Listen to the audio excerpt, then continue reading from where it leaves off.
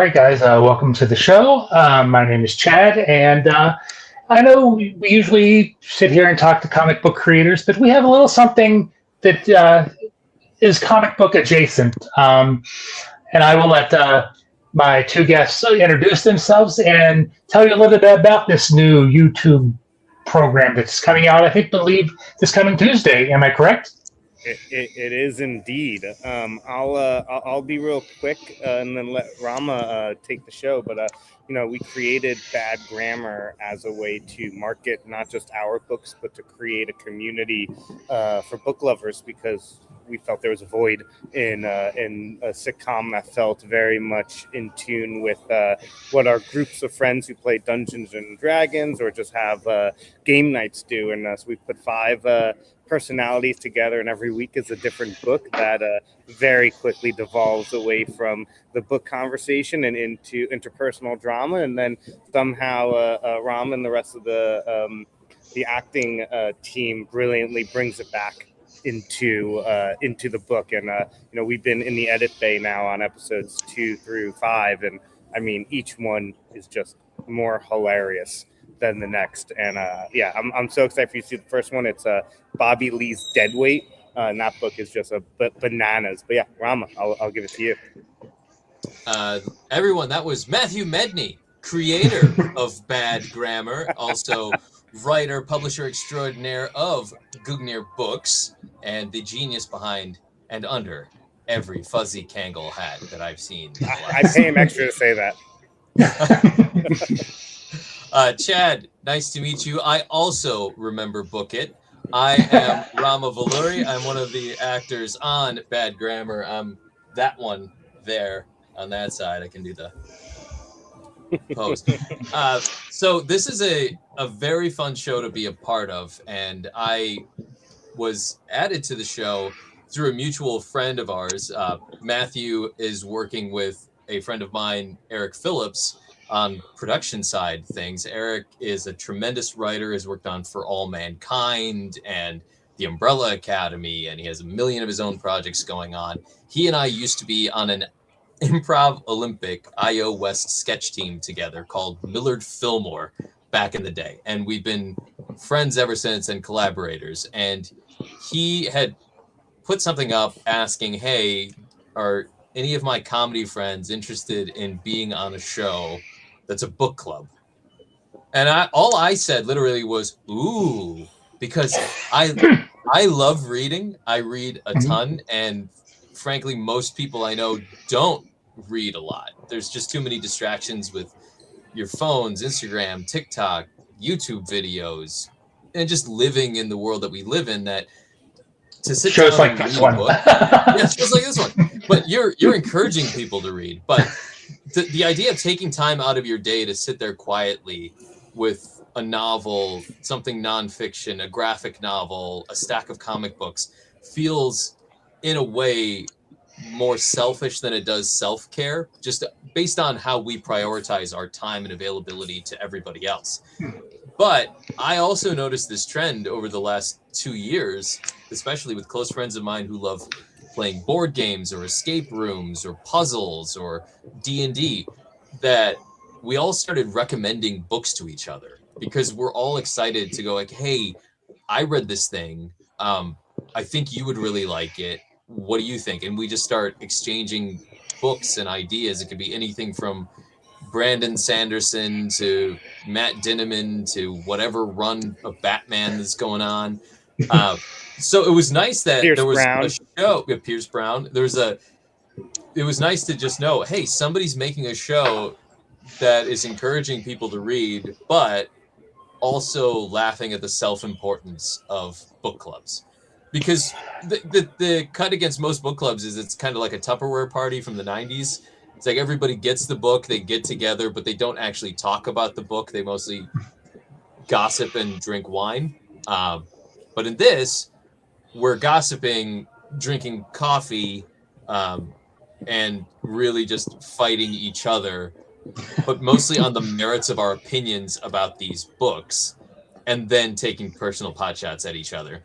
But it's a brilliant thing that they've done is taking books that people are talking about on Book Talk, on all these publishing lists, and within the community and the cross-section demographics that we're playing to, and also the graphic novels that Lumiere is making. So it's a way to introduce people to new authors, new ideas, new graphic novels, but also be a part of that cultural zeitgeist conversation. And it's just fun. It's the thing that I look forward to every month that we go and do these shoots, and then Matthew gives us a stack of books that we get to take home and keep for ourselves. And if you think about it, since you remember Book It, it's like going to the Scholastic Book Fair, but you have unlimited money. You can buy whatever you want. It's not just like one Goosebumps book and an eraser. I could get all the Goosebumps books and the Corvette poster and the colored pencils. I see. Well, I know you mentioned Matt Dimmerman, and that's Dungeon Crawler Carl, and that's correct. And Yeah. I, had no idea about the book until I was doing an interview with one of my friends who was writing a book for Mad Cave, and he's like, "Oh, I'm really into Dungeon Crawler Carl," and I was like, "Now I gotta check that out." I'm on book 4 now. Yeah, I have one of my best friends is a Marine, and he just texted me one day and just said, "Hey, are you reading Dungeon Crawler Carl?" I went, "No, what is it?" And he goes, "Okay, I'm gonna tell you absolutely nothing about it, but get the audiobook.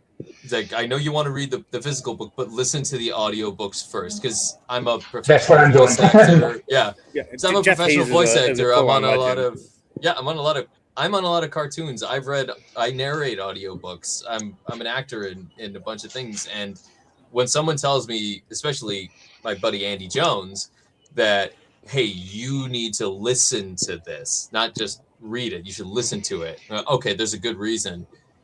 5 minutes in, I'm just transfixed by Jeff Hayes. It's proof that audiobooks are an art when they're done really well, and you get addicted to it. I've read every single one of them, and thanks to doing the show, I'd already read the first book before we talked about it, and Matthew and I had bonded over that, and because we were getting ready for the shoot, I re-listened to it, and now I'm on book 4 again.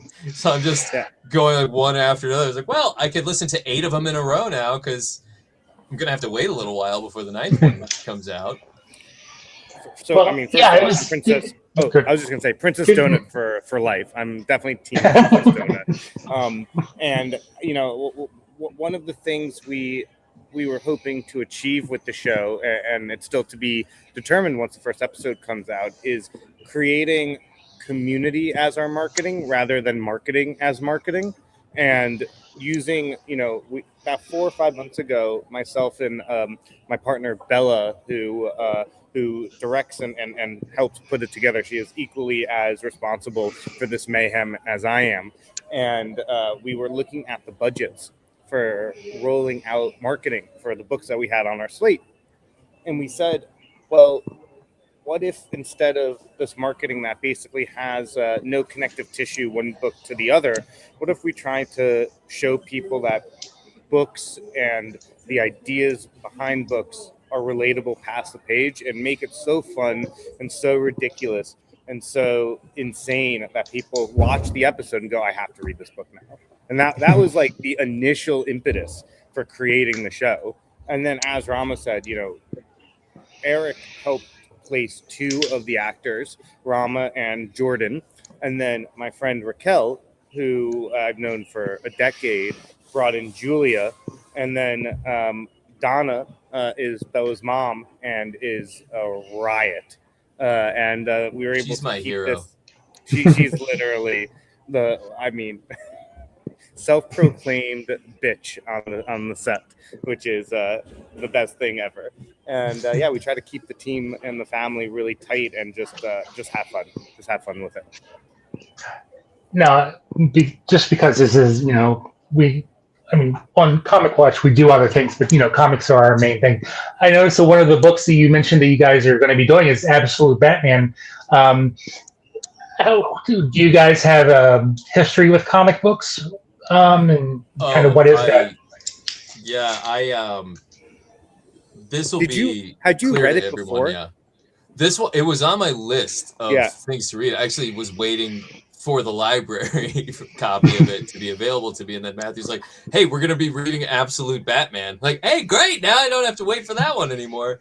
But this will explain a lot about my comic reading habits. I will read anything that was printed on the Vertigo print. Like anything that came through Vertigo or then eventually rebranded DC Black. I think it's gone back to Vertigo. It's like and anything Batman related, I will buy all of the trade paperbacks and I just keep them. I know that I'm going to keep going back to them more and more and more. And things like Sandman early on, Watchmen, all of those that okay, here are the essential things that you need to be reading. I would talk to other friends of mine who are very deep in the comic community. They go every Tuesday and do their pulls. They have their pull lists. They started telling me, hey, you need to read Transmetropolitan, 100 Bullets, Scalped, all of they would just give me a reading list, Fable, Saga, like every one of these, they would say, okay, this is the next one. Bone by Jeff Smith was a big one that I read recently because a buddy of mine went, oh, you'll love this. It's like 1940s Disney animation, but it's this comic. It was like, okay, great. So I'll keep going further and further down the list. I think right now I'm in the middle of the entire Eastman Laird IDW run of Turtles that came out a little bit ago that leads up to The Last Ronin. So if a friend of mine tells me that I need to read a graphic novel, I immediately go and get it. But as a kid, I was very weekly reading Calvin and Hobbes in the newspaper, like Asterix and Obelix from France was a big thing, Tintin. So it just basically evolved from things like Charles Schulz's Peanuts all the way up to Absolute Batman. So it runs the gamut, the whole thing. And then Matthew writes these things. It's just cool. Like, wait, I hang out with a guy who actually, it's his job to sit there and write these. Go, that's cool. And then go, wait, he actually knows all of these artists who get to draw them. It's like a comic kid's dream. You get to really sneak behind the curtain and go, oh, that's how it's made. And it's great. And for those that don't know, I've been doing comic books and graphic novels for over a decade now. We started with doing them for musicians like Chance the Rapper and Shaggy and 311 and a bunch of other hilarious hip-hop artists, including all the Rolling Loud Music Festival. Crossing over art and music was a middle ground for us. And then I had the privilege of running Heavy Metal Magazine for a number of years, and then left to start Gungner with the idea that edgy, hard sci-fi graphic novels and prose could be art objects as much as books, and we could find an entirely new community of readers who would love these things but don't even know they exist. My big wonder always has been there's about 600,000 people that cross through the doors of San Diego Comic-Con every year. There's only a couple of thousand people that go into comic book shops on Wednesdays. And I was like, how do we bridge that? How do we bring the people who love the pop culture of it and bring them to the dark side? And our whole idea was make the books feel more like art objects, make them feel like what they're buying is a relic to not just read and consume, but to show off at parties. And that was the whole idea with Gungner. And then, similar to Rama, Sandman and Watchmen were early inspirations to me. Fun fact about Peanuts, Rama, is Cliff, my dad, who also appears in a couple of episodes, brokered a deal between the Schultz family and Merck back in the early 2000s to make Snoopy the mascot of the microchipping company Home Again, to help find, save, and rescue over 20 million dogs that had run away. So he was a huge Peanuts fan. I was able to watch that happen in real time. That's pretty cool.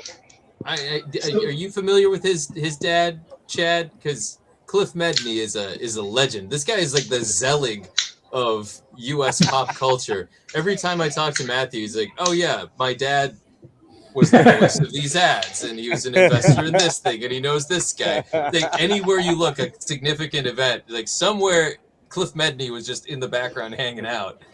He was definitely a tagline guy. He wrote a lot of taglines in the 90s and 2000s and did a bunch of toys for KFC, and has not. And he's, I think he's getting close to the big 7-0, but he doesn't act a day over 17. Yeah, I wouldn't buy it. So tell us a little bit about how you came up with the name of the publisher, and then I'll tell you why I really like it. So I'll let you go first. Well, so Gungnir, it's the staff of Odin. It's his spear. And in Norse mythology, unlike in the Marvel MCU, people think of Odin as the god of war, which he is.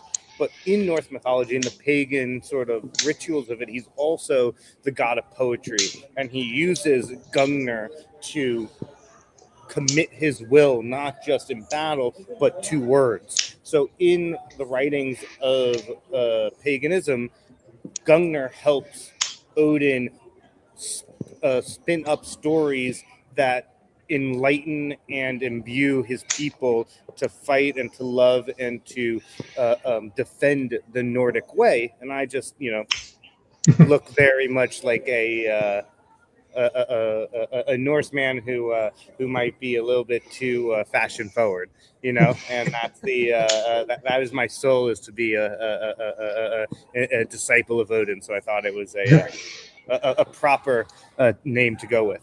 Yeah, metrosexual Thor over there.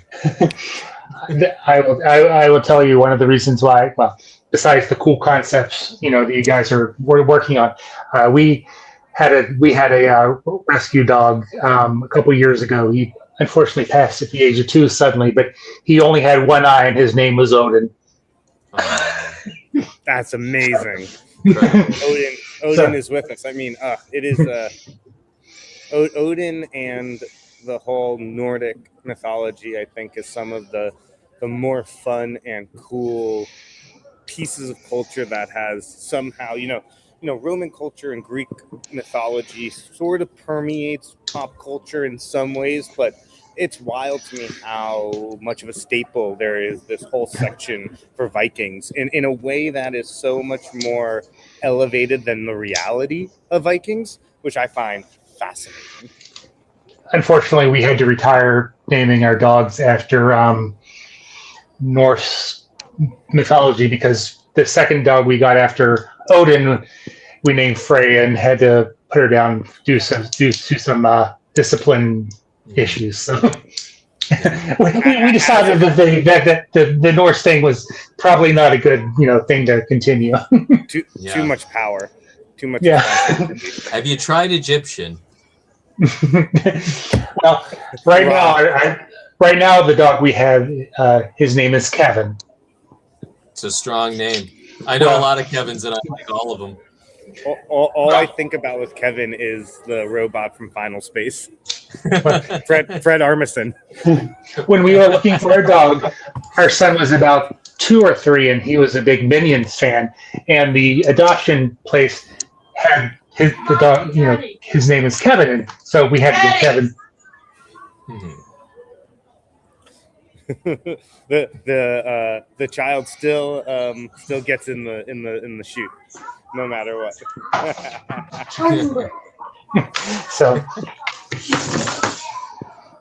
So how do you go about choosing the books that you guys are going to talk about?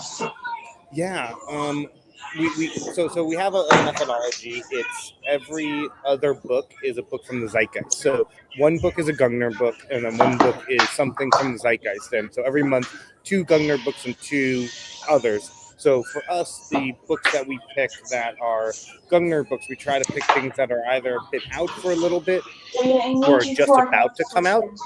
And then we have for the mainstream books, what we're really trying to do is find the things that have already touched culture or whose authors have already touched culture, so that we can sort of ride that wave and enter that conversation about it. And do you do the Rama, as a panel member? Do you get to have a choice in the way you guys. Hey, I'm looking. Like, press the home button. Do not understand the hard switch. I like being surprised. No, you don't go.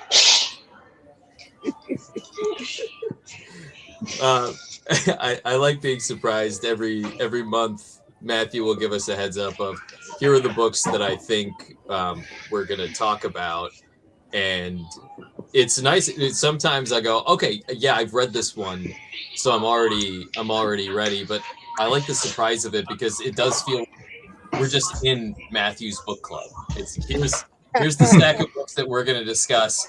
So get your copy and go. And there's something just really fun and refreshing about it. Like we've suggested things to him, going, "Hey, just on a personal level, hey, have you read this?"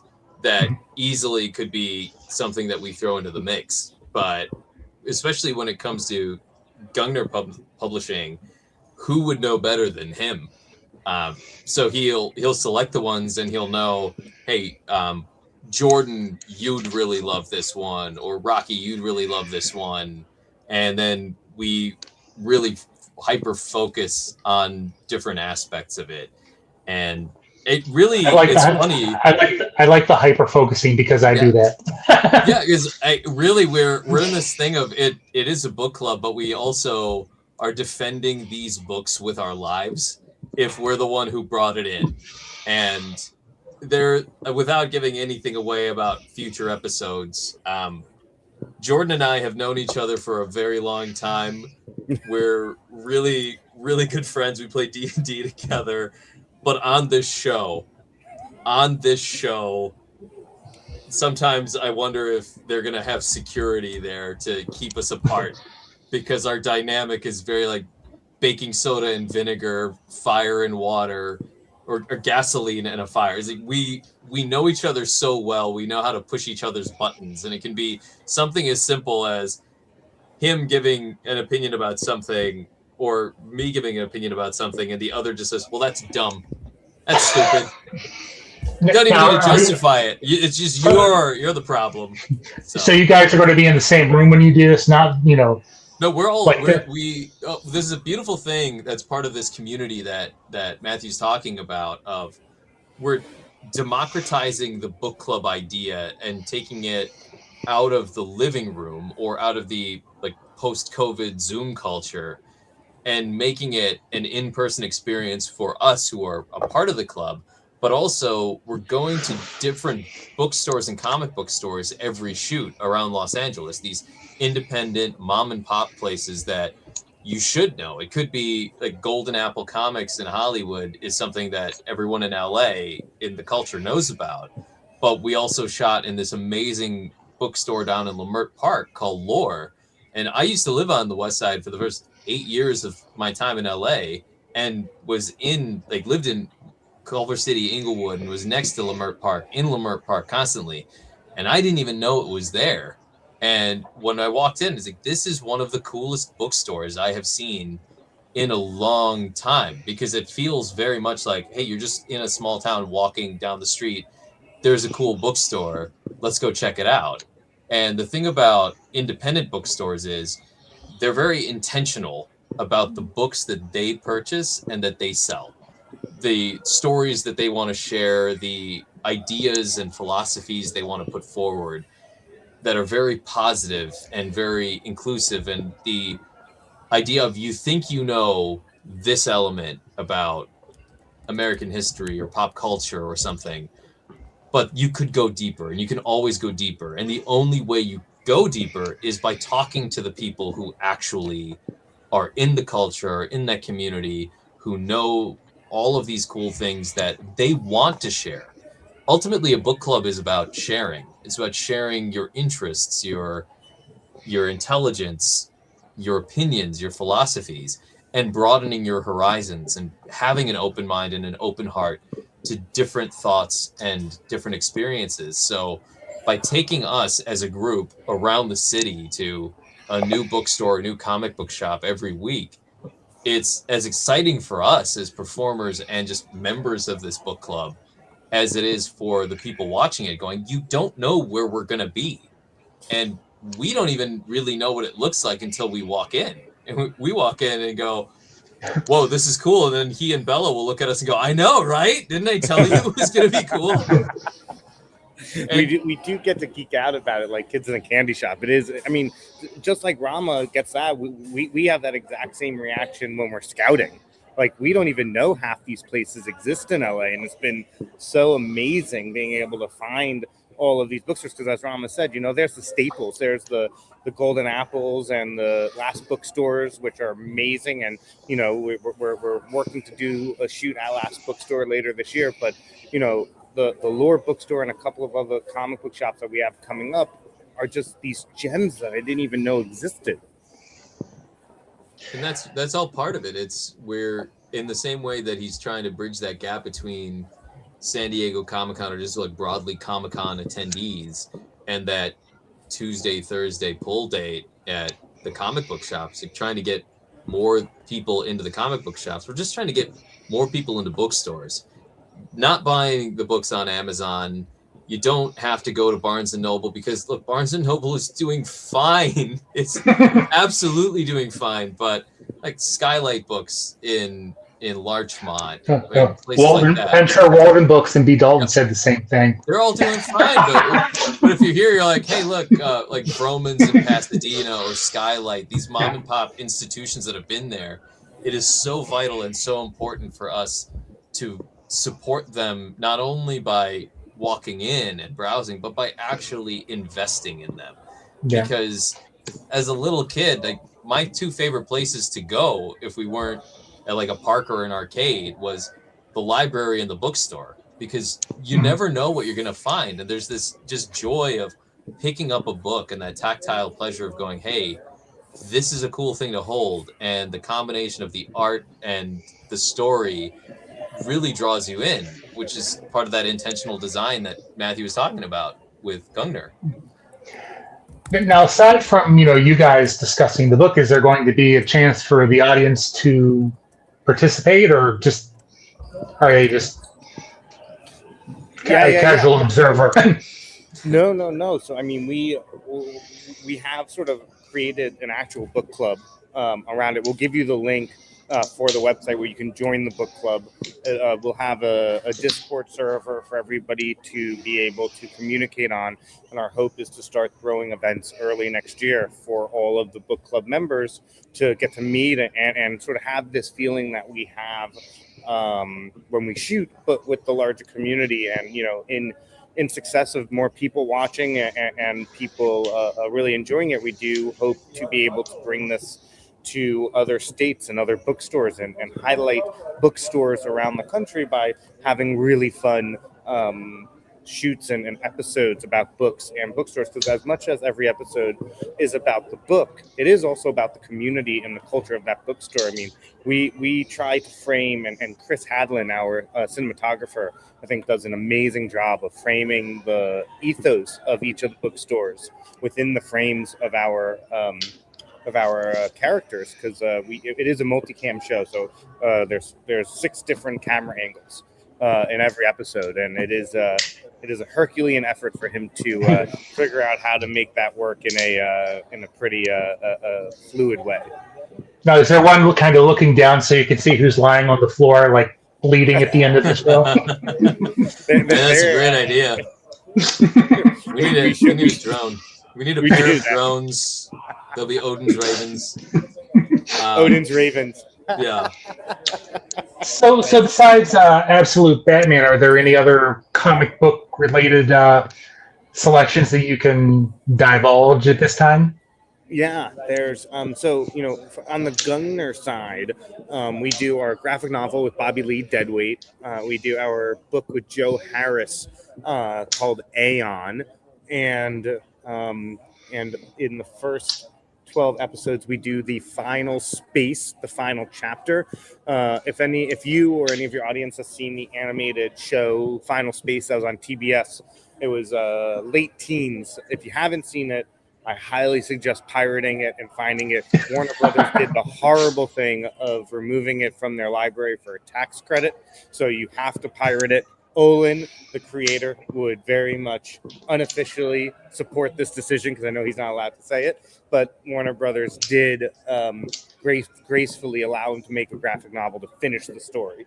So we did do the final chapter of his TV show as a graphic novel that is just one of the most beautiful books I've ever seen. It's 700-page graphic novel. It is a bananas length book. So those are, and then we have a book that we did with image creator Jonathan Ball called Last Breeds. That's basically about an asshole Tarzan. It's fantastic. It's so good. It's so obscenely ridiculous. So those are all our graphic novels thus far. Moving forward, we'll probably do an episode on Watchmen and Saga. As much as I'd love nothing controversial about those. Exactly. I would love to do Sandman, but I don't really care to journey that close to the sun. So we'll probably hold on Sandman for the time being. But there's a ton Kingdom Come. Kingdom Come, very possible. But the ones that I actually find really interesting that we will most certainly do, because I think they have a really important message to the non-comic book graphic novel readers that I think would be really useful to put out into the world, is A History of Violence and Road to Perdition, two of my favorite Vertigo books that most people don't realize those films came from comic books, from graphic novels. Most people assume they were some esoteric Pulitzer Prize winning novel or Edgar Allan Poe. I thought they were documentaries. Nice. I mean, both can be true. But books like that I think really enlighten a new perspective to people, I think is really important, because graphic novels permeate way more than people give them credit for. So really trying to find those types of books that we can have a cultural conversation about. Well, and because I know Matt, you're at the Library Association shindig, and I'm sure Rama has something to do. And Rama, if you're looking for something to read, not to add to your pile, always should be out in trade soon, is the Superman, the Kryptonite Spectrum. Ooh. From the creative team that did Ice Cream Man, that does Ice Cream Man. Oh yeah, it's their Black Label DC Superman book. I'm on board. If you like Fifth Dimension, off the wall, best book of last year. Perfect. I mean I'm ready for any and all suggestions, and if people jump on and watch our show Bad Grammar on Tuesday, June 30th, sign up for that book club at the Gugner website. If you buy the books, because you can buy all those books over there that are all incredible, and I love having them on the shelves, we get some sponsors in this. We take this on the road. More people are reading. More people are going to comic book shops and bookstores. More people are part of the conversation, and that's what we really want. We want to keep having fun, and we want to keep sharing our love of books and graphic novels with everyone. So sign up for our virtual book club. Jump on that Discord. Suggest books and comic books and graphic novels that you want us to talk about. We're all ears, and frankly, we want all the smoke. So we're going to stand by every ridiculous opinion we have on the show. And just run down the cast again, everybody who's on the panel. All right. Well, there's me. There's Donna, Raquel, Matthew Medney, or Cliff Medney, Matthew Medney. That's Julia, and that is Jordan Stidham, the biggest head because he's got the biggest ego. He's not here to defend himself. I can say whatever I want. And are you guys going to be at any cons this year? This year we will, Rama and I will be on a panel together at San Diego on Sunday at 10 a.m. on storytelling. And then we're hoping to take the show to panels starting next year. Nice. Yeah. And I'll be at LA Comic-Con again, as usual, doing the Voice NATO panel with a bunch of tremendous voice actors, with Kit Vanden Heuvel, Amanda Troop, And a lot of special guests. Last year we had Deborah Wilson and Jim Meskimen join us, and it's all voice actors in animated shows that you know, voice actors that you know and you love, and we just improvise and have a great time. So everybody can come to that, and I'll definitely be talking about bad grammar there too. So why don't you do one final pitch for the show and where people can find you once again? And yeah. Smart, sexy people read books and graphic novels, and they talk about it, and they share it, and they don't gatekeep it, and they support their local bookstores. If you're trying to intelligence max yourself instead of bashing your face with a hammer to looks max, hit your brain with a good book or a good graphic novel. Become a part of the conversation. Open your mind, open your heart, and open up your world. Because there are amazing things to read and amazing creative adventures you can go on if you just crack open that book. Take a look. It's in a book. A reading rainbow. Nice. Well, I want to thank you guys for taking time out of your schedules today, and if if we here at Comic Watch can do anything to help you guys in any way, please let us know. And as we always like to say at the end of our usual regular show, is the world can be a terrible place, especially these days, but do something nice for somebody. Support local artists, support local creators, local bookstores. You know what? Just don't be a jerk.